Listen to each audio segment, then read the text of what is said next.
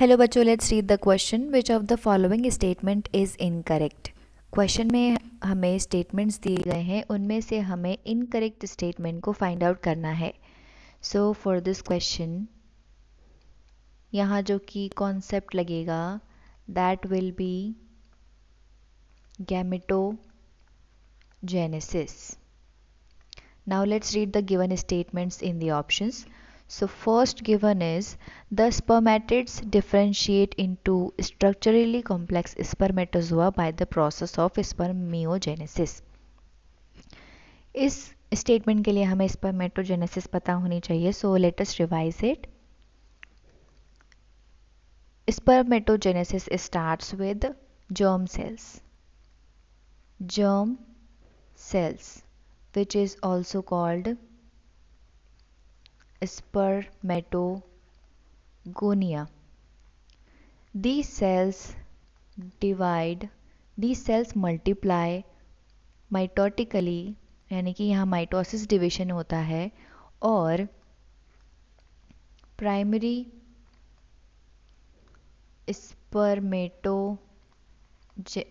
Spermatocytes बनते हैं. Primary spermatocytes बनते हैं. नाउ ये डिवाइड होते हैं, यानी कि इसमें होता है मियोसिस फर्स्ट, जिससे बनते हैं सेकेंडरी स्पर्मेटोसाइट्स. नाउ इसमें अकर होता है meiosis second, then forms the spermatids में प्रोसेस अकर होती है दैट इज स्पर्मियोजेनेसिस, जिससे प्रोड्यूस होते हैं, जिससे स्पर्मेटिड्स कन्वर्ट हो जाते हैं, मेच्योर हो जाते हैं to form the sperms. Now statement में कहा गया था दैट spermatids differentiate into structurally complex spermatozoa by the process of spermiogenesis. तो ये स्टेटमेंट करेक्ट है. Second, fertilization is a physico chemical event. यहाँ बोला गया है कि फर्टिलाइजेशन फिजिकल और केमिकल इवेंट है जिसमें फिजिकल चेंजेस होते हैं, यानी कि फिजिकल इस प्रोसेस में क्या इन्वॉल्व है, that is movement of sperm into fallopian tube. Fallopian tube में स्पर्म का movement physically is the physical part and chemical part includes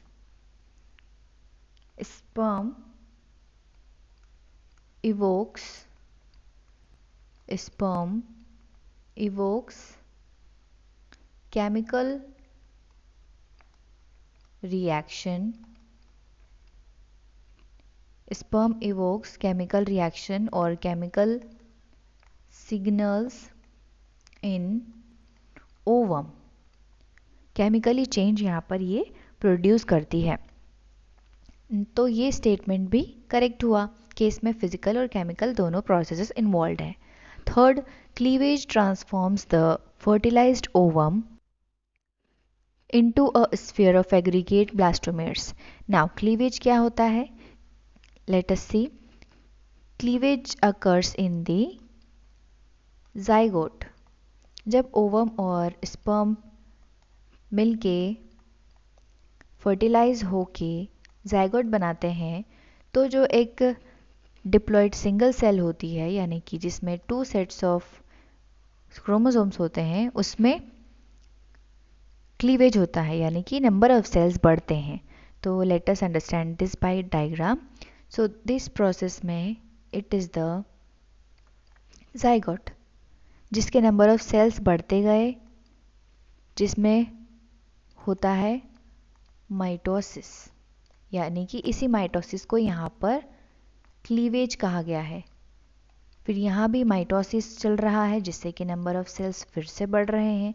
इस तरीके से माइटोसिस चलता रहता है और एट लास्ट एक ग्रुप ऑफ सेल्स बन जाता है, जिसे कहते हैं cyst, and this form of zygote is ready to implant in the endometrium of the uterus. So ये स्टेटमेंट भी करेक्ट हो गया that cleavage transformed the fertilized ovum into a sphere of aggregate cells that are blastomere. तो ये जो blastocyst है इसकी हर एक cell will be called blastomeres. तो ये स्टेटमेंट भी करेक्ट है. Fourth, cleavage division bring appreciable increase in the mass of protoplasm in the developing embryo. यहाँ बोला है कि डेवलपिंग एम्ब्रियो में क्लीवेज की वजह से प्रोटोप्लाज्म के मास में इंक्रीमेंट आता है. तो ये स्टेटमेंट गलत है क्योंकि क्लीवेज से प्रोटोप्लाज्म मतलब क्या होता है फर्स्ट ये हम जानते हैं. तो protoplasm is the mass of cytoplasm and nucleus.